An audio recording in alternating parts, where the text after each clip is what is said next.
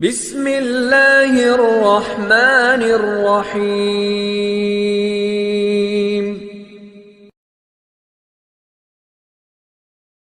اگر ہمیں کوئی شخص کہتا ہے کہ شب برات کو اٹھ کے نفل نہ پڑھو تو بھائی نفل ہم نے پڑھنے اللہ کی رضا کے لیے، ہمیں کسی بندے سے ڈگری لینے کی ضرورت نہیں، نہ تو ہمارے اور رب کے درمیان معاذ اللہ کوئی وسیلہ ہے کہ تو کہے گا تو پڑھیں گے، جب دل کرے گا پڑھیں گے اور جتنے دل کرے گا پڑھیں گے۔ ہم تو نفل کہہ رہے ہیں اس کو، ہم نے کب کہا ہے ضروری ہے جو عشاء پڑھ کے سو جائے فجر تک سویا رہے، ہم اس کو گناہگار نہیں کہہ رہے، لیکن یہ ضرور کہیں گے کہ گولڈن چانس مس کر دیا اس نے چانس مس کیا ہے، یہ تو اللہ کی رحمت کا موقع تھا۔ حضرت سیدہ عائشہ صدیقہ رضی اللہ تعالی عنہ ارشاد فرماتی ہیں کہ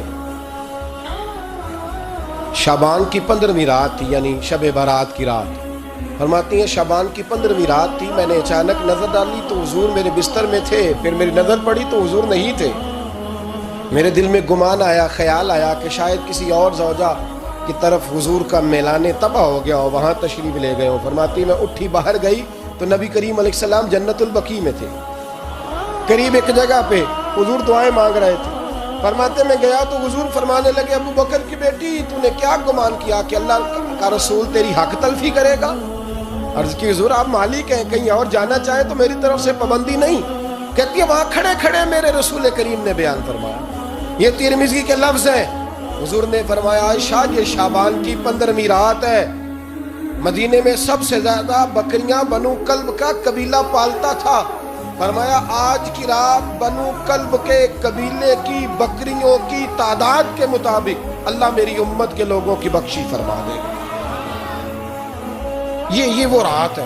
جناب عائشہ صدیقہ رضی اللہ تعالیٰ عنہ نے بات رات کو سنی تنہائی میں، نبی پاک سے رات کو تنہائی میں حضور سے سنی، سویرے جناب عائشہ نے کل امت کو بتائی۔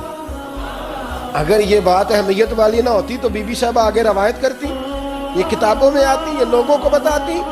حضرت عائشہ نے روایت کیا اور مولا علی شیر خدا نے تو کھل کے کہا، ابن ماجہ میں حضرت علی سے پیار کرنے والوں کے لیے الگ عنوان، مولا علی نے کھل کے فرمایا شعبان کی 15ویں رات کو رات عبادت کرنا اور سویرے روزہ رکھنا۔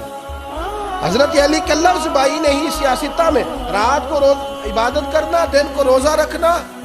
ویسے تو رب کریم ہر روز تہجد کے وقت پہلے آسمان پر نزول اجلال فرماتا ہے اور لوگوں کو فرماتا ہے کوئی بخشش مانگنے والا، اور فرمایا ہر روز تہجد کے وقت یہ اعلان ہوتا ہے، پر شب برات کو نا شروع رات سے یہ اعلان شروع ہو جاتا ہے۔ ادھر دیکھو میری طرف، مغرب سے اعلان شروع ہو جائے گا۔ اللہ کرے آپ کو سمجھ آئے، اللہ کرے آپ کو، اور بھائی یہاں بار لوٹ سیل لگ جائے، یہاں ابھی سیل لگ جائے، 5000 والا جوڑا 1500 میں تو رش ختم ہوگا۔ اور بھائی اگر یہ لگ جائے، چلو یہ تو دور کی بات ہے نا، ہم تو لنگر والے لوگ ہیں، اگر لنگر کا اعلان ہو جائے کہ بڑا تگڑا ہے، بڑا تگڑا، ہمارے ہاں تو شادی کی روٹی کھلتی ہے تو لوگ آخری روٹی سمجھ کے کھاتے ہیں، شاید اللہ ماشاءاللہ یہ آخری ہے، اس کے بعد نہ ملے گی۔ جب اعلان ہوتا ہے اور دعوت ہوتی ہے کہ کھلا ہے جی کھاؤ، کیا حشر ہوتا ہے، کیا انداز ہے۔ مولا علی شیر خدا حدیث روایت کرتے ہیں، رنگ کیا ہے؟ فرمایا باقی راتوں میں نا تھوڑا سا پیکج ہوتا ہے، تھوڑا سا، آخری حصے میں رات کے شب برات کو نا رات چڑھتے ہی اللہ پہلے آسمان پر جو اس کی شان کے لائق ہے نزول جلال فرماتا ہے، اور پہلا جملہ یہ فرماتا ہے کوئی معافی مانگنے والا؟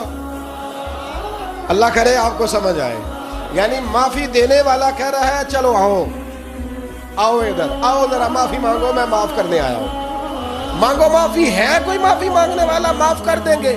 اور آپ فرماتے ہیں ہے کوئی رزق مانگنے والا؟ وہ جو بڑی درخواستیں دیتے پھرتے ہیں نا مختلف اداروں میں، وہ ایک درخواست نا کل شب برات والی رات بھی دے۔ اللہ کرے آپ کو سمجھ آئے۔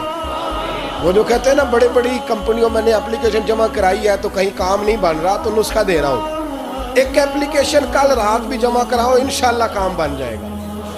اور میں نہیں کہہ رہا، مولا علی شیر خدا فرما رہے، اور وہ خود نہیں فرما رہے، وہ نبی پاک کا فرمان نقل کر رہے ہیں، اور وہ رسول اللہ صلی اللہ علیہ وسلم کی بات نہیں بیان کر رہے، وہ کہتے ہیں رب فرماتا ہے کوئی روزی مانگنے والا؟ سارے سیٹھوں نوابوں جاگیرداروں کے پاس جا کے تھک گئے ہو، ایک دن میرے کہنے پر، ایک رات، ایک دیہڑی ذرا شب برات والی لگا کے تو دیکھو، پر شرط یہ ہے کہ یقین کامل ہو۔ ارادہ یہ مطلب اللہ معاف کرے، آپ نے ناراض نہیں ہونا، لیکن وہ ماحول اس طرح کا ہے کہ شب برات پہ ایک دو ساتھی کو کہا رات کو عبادت کر کہتے جی وہ تو ٹھیک ہے پر سویرے چھٹی نہیں، کام کرنا ہے۔ یعنی رب کہہ رہا ہے کہ تو آ جا شب برات کی رات، جو مانگے گا وہ تجھے، لیکن یہ ادھر نہیں توجہ کر رہا، یہ کہتا ہے سویرے 10 بجے دکان نہ کھلی تو مشکل ہو جائے گی، دفتر نہ گیا تو حالات آپ دیکھیں ذرا۔ اب جب یقین اس طرح کا ہو تو پھر تو بھائی ساری زندگی اداروں میں درخواستیں دینی ہے، پھر آپ جیسا آپ کا مزاج ہوگا، اللہ تعالیٰ تو بندے کے گمان کے قریب ہے۔ تو میرے رسول پاک علیہ السلام نے ہمیں یہ میسج دیا، پیغام دیا، فرمایا اس رات جو اولاد مانگے گا رب اسے بھی عطا فرمائے گا، اس رات جو اللہ سے بخشش مانگے گا اللہ اسے بھی دے گا، اس رات جو رب کریم سے عزت مانگے گا اللہ اسے بھی عطا کرے گا۔ شارحین نے لکھا اس رات جو رب سے پردہ پوشی مانگے گا اللہ اسے پردہ پوشی بھی عطا کرے گا، جو جنت کا سوالی ہوگا رب اپنے فضل سے عطا فرمائے۔ کوشش فرمائے، کوشش فرمائے۔ 10 محرم کو ہمارے ہاں لوگ جاتے ہیں قبرستان، وہ کسی حدیث سے ثابت نہیں، میں منع نہیں کر رہا، جائیں 9 محرم کو جائیں، 10 کو جائیں، 11 کو جائیں، 8 کو جائیں، سفر میں جائیں، ربیع الاول میں جائیں، قبرستان میں جب بھی جائیں منع نہیں ہے، لیکن شب برات والی رات تو خود رسول کریم گئے ہیں نا قبرستان۔ اب جو بات میں نے سمجھانی ہے اس کو سمجھیں، نبی پاک کی والدہ کا مزار نہیں ہے وہاں جنت البقیع میں، حضور کے کو بھائی بہن، حضور کیا کرنے گئے؟ امت کی بخشش کے لیے گئے۔ شب برات کی رات لالچی نہ بنے کہ صرف میں نے اپنے لیے روزی مانگنی ہے، کل امت کے لیے مانگے رب کریم سے، مانگے اپنے بھائی کے لیے، مانگے اپنی بہن کے لیے، مانگے اپنے بیٹے کے لیے، مانگے اپنی بیٹی کے لیے، مانگے اللہ کریم سے۔ یہ مانگنے کی رات ہے۔ پچھلی راتی رحمت رب دی کرے بلند آوازہ، بخشش منگن وارے کارن کھلا جے دروازہ، آئیں اللہ کی بارگاہ اس رات کو کھل کے دعا مانگے۔ قبرستانوں میں نا کچھ قبریں ایسی ہیں کہ جو بتاتی ہیں کہ سالوں بیت گئے ہیں کوئی آیا نہیں، کچھ قبریں بتاتی ہیں، اور کچھ بڑے قبرستان بڑے شہروں میں ایسے بھی ہیں کہ جن کا گورکن کہتا ہے کہ مجھے کمیٹی نے کہہ دیا ہے جہاں 4-5 سال کوئی نہ آئے وہاں نئی قبر بنا دیا، وہاں نئی قبر بن جاتی ہے معاذ۔ او بھائی کچھ ہیں ایسے، کچھ ہیں، یہ جائیں نا اکبر بادشاہ یہاں لیٹا ہے لاہور میں، شعر لکھا ہوا ہے بر مزارے ماں غریباں نے گلے پروانہ سوزز نے صدائے بلبلے، فارسی کا مقولہ لکھا ہے اس کی قبر پہ، کہتا ہے میں وہ غریب ہوں، اعلیٰ بادشاہ ہے مقبرے میں لیٹا ہے، کہتا ہے میں وہ غریب ہوں کہ نہ یہاں کوئی پروانہ آتا ہے نہ بلبل آ کے گیت گاتی ہے، کوئی آتا ہی نہیں، کوئی فاتحہ نہیں پڑھتا، کوئی فاتحہ نہیں پڑھتا۔ وہ بھائی کئی قبریں ایسی ہیں جن پہ سالوں بیت گئے کوئی لوٹا نہیں۔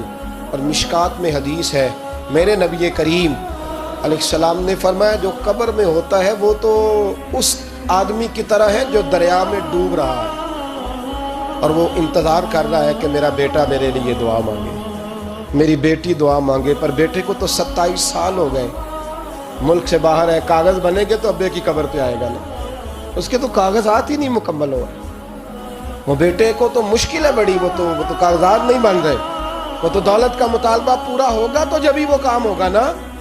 انتظار ہو رہا ہے قبروں میں میرا بیٹا دعا کرے، میرا بھائی دعا کرے، اور اگر بچہ دفن ہے تو وہ کہتا ہے میری ماں دعا کرے، میرا باپ دعا کرے۔ کوشش کریں شب برات بعد از مغرب یہ رواج پیدا کریں، یہ رسول اللہ کا طریقہ ہے صلی اللہ علیہ وسلم۔ قبرستان میں جائیں اور جا کر کے وہاں اللہ تبارک و تعالیٰ سے دعا مانگیں کہ یا اللہ جو اس قبرستان میں لیٹے ہیں وہ بھی، اور جو آج تک کلمہ پڑھنے والے دنیا سے گئے وہ بھی، اور جو قیامت تک جائیں گے وہ بھی، اے اللہ تو سب کی بخشش فرما دے۔ اللہ کی رحمت کو محدود نہ کریں کہ صرف مجھے بخش دے، اسے کہیں یا اللہ کل کی بخشش فرما۔ ساری امت کے لیے دعا کریں، شب برات کی رات نفل پڑھیں۔ ہمارے ہاں محفل ہوتی ہے ہر سال الحمدللہ، بڑے شوق سے بڑا خوبصورت ہم اہتمام کرتے ہیں، لیکن میں اکثر دوستوں سے کہا کرتا ہوں کہ جن کو اکیلے میں نفل پڑھنے میں مزہ آئے وہ اکیلے میں پڑھیں۔ کتنی کھلی بات کر رہا ہوں، میں پابند نہیں کر رہا کہ آپ یہاں آئیں گے محفل میں آئیں گے ضروری ہے، بھئی آپ کو اکیلے میں مزہ آتا ہے نا، کچھ لوگ تنہائی میں ہو تو دل زیادہ لگتا ہے، وہ تنہائی میں کریں اللہ اللہ کوئی عرض نہیں، لیکن کچھ ایسے ہیں کہ نعت سنتے ہیں تو دل نرم ہوتا ہے، تقریر سنتے ہیں تو دل نرم ہوتا ہے. تو جن کا اس طرح نرم ہوتا ہے وہ مسجد میں آئے, بات سنیں. کچھ کو سب کے بیچ بیٹھ کے رونا آتا ہے. حضرت سعدی شیرازی فرمایا کرتے تھے کچھ لوگوں کے آنسو مجھے رلا جاتے ہیں. فرماتے ہیں کچھ کی آنکھیں دیکھ کے رو پڑتا ہوں, لہٰذا میں جب بھی ذکر کرتا ہوں محفلوں میں بیٹھ کے کرتا ہوں. تنہائیوں میں مجھ سے نہیں ہوتا, تو جس سے نہیں ہوتا وہ آئے نا, مسجد میں آئے, رات عبادت کرے. کل مغرب سے پہلے پہلے کام سمیٹ لے سارے, اور مغرب کے بعد یہ رات شروع ہوگی, مغرب کے بعد ایک چھٹی کر لو اللہ رسول کے لیے. کر لیں گے انشاءاللہ تعالی ایک چھٹی. اور توبہ کی رات ہے یہ, توبہ کر لیں. توبہ کس کو کہتے ہیں؟ توبہ کا معنی ہے پچھلے گناہ پر پچھتانا, شرمسار ہونا. کہتے نہیں اے کاش میں نہ کرتا, اور وہ لفظوں میں نہیں, جملوں میں نہیں, توبہ رٹی رٹائی نہیں. شرمسار ہونا اور آئندہ گناہ نہ کرنے کا پکا ارادہ کرنا, اس کا نام توبہ. دیکھیں اللہ تعالیٰ فضل کرے, میں نے پچھلے سال کہا تھا پھر کہتا ہوں, مسجدوں سے نا شب برات کی رات, شب قدر کی رات چیخوں کی آوازیں آتی ہیں, لوگ اتنا روتے ہیں. روتے ہیں نا, رونا چاہیے. کم روتے ہیں, زیادہ رونا چاہیے. لیکن سوال یہ ہے کہ اتنا زیادہ لوگ شب برات کی رات روتے ہیں, کیا پھر سویرے بددیانتی ختم ہو جاتی ہے؟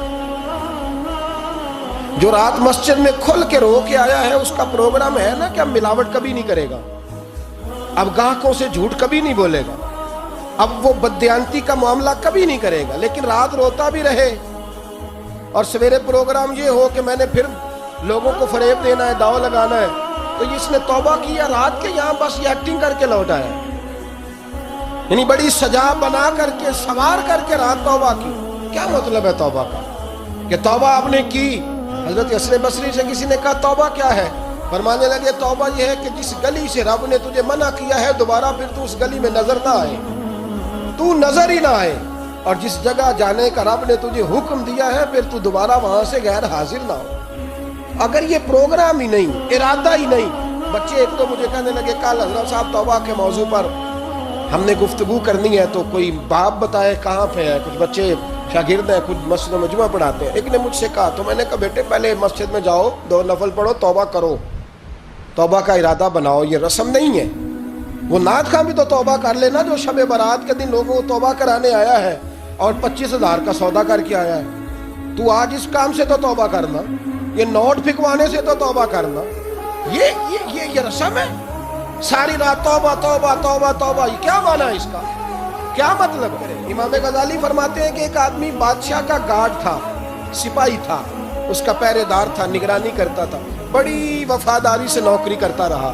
بادشاہ نے اسے تنخواہ کے علاوہ بھی بڑا نوازا, بڑا نوازا, بڑا نوازا. اسے بادشاہ نے بڑے الاؤنسز دیے, بادشاہ نے بڑا کچھ دیا, مکان دیا. کچھ سالوں کے بعد بادشاہ کو پتا چلا کہ یہ میرے لیے نہیں آتا تھا, اس کی تو میری کنیز پر نظر تھی.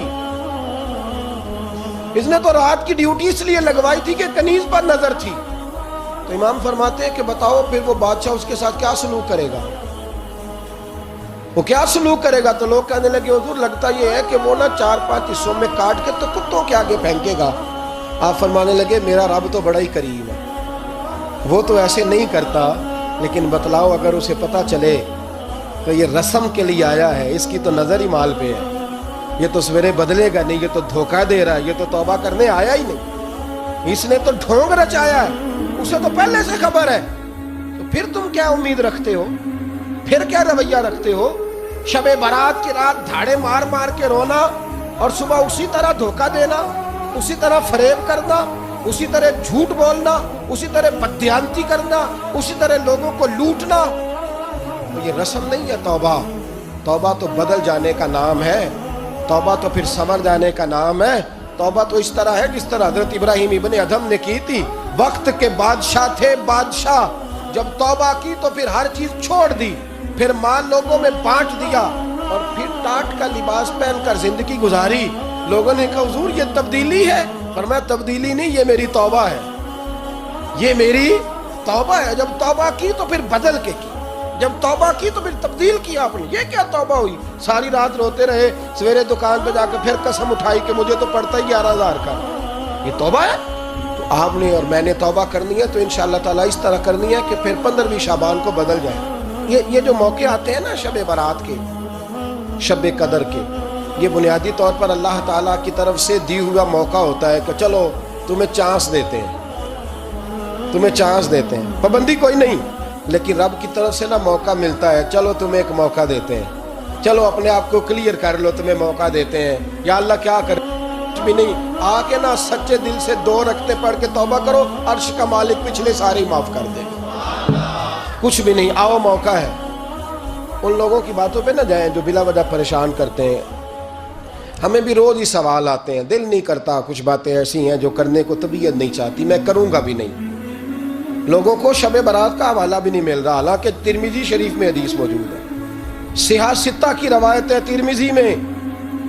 ترمذی میں موجود ہے۔ پہلے کہتے ہیں صحاح ستہ سے دکھاؤ، جب صحاح ستہ سے مل گئی تو آپ اور کدھر جانا ہے؟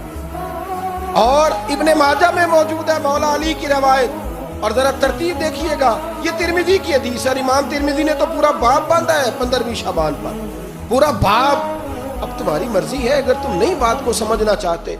اور مجھے پتا کیوں یہ شب برات کیا لگتا ہے، مجھے کبھی کبھی یوں لگتا ہے کہ رب فرماتا ہے کہ رمضان سے 15 دن پہلے ہی پکی سچی توبہ کر لے، تیاری کر، پاک صاف ہو جا، تاکہ جب رمضان آئے نا تو پھر تجھے پاک ہونے کی ضرورت نہ پڑے، بس پھر تو آتا جائے اور میں تیرے اوپر رحمتیں نچھاور کرتا جاؤں۔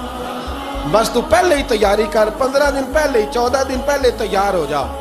کل رات اپنے آپ کو ذہنی طور پر تیار کریں، بچوں کو تیار کریں، گھروں کو تیار کریں۔ اب جب مہمان آتے ہیں نا بڑا کچھ کرتے ہیں، شب برات آئے تو مصلی ایک دفعہ دھویا کریں، ایک دفعہ مصلی دھویا کریں۔